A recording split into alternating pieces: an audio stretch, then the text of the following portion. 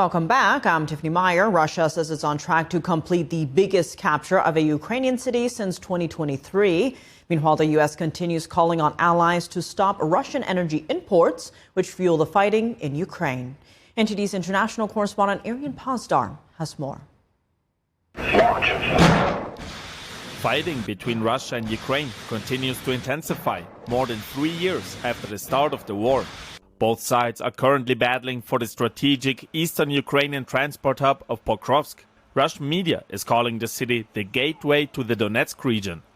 Moscow's forces have long tried to take control over Donetsk. On Thursday, Russia's defense ministry said its forces had advanced in Pokrovsk. They're now fighting house-to-house battles in a bid to eject Ukrainian forces from the city. Russia reports capturing 64 buildings in the city over the past 24 hours, saying assault groups of the Second Army continued to destroy the encircled formations of the Ukrainian armed forces. But Kyiv denies those reports, saying Ukrainian troops are still withstanding the ongoing Russian attacks. Ukraine spent years before the 2022 invasion reinforcing a fortress belt in various cities.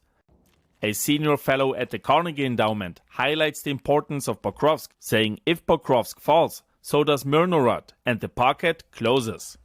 In order to weaken Russia's war effort, the US continues pressuring its allies to stop importing Russian energy. Senior US officials urged European allies on Thursday to speed up their 2-year phase-out of Russian gas.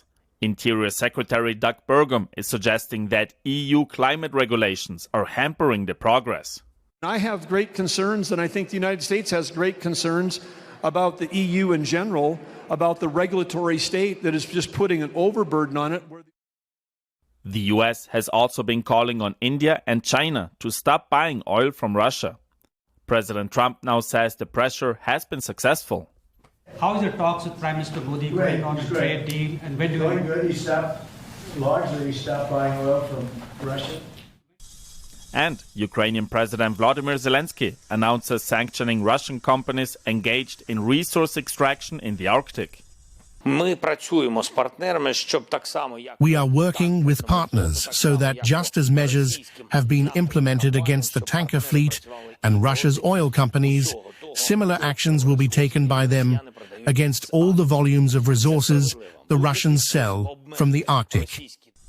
The sanctions imposed by Ukraine align with the 19th sanctions package recently adopted by the European Union. Arian Pazdar, NTD News.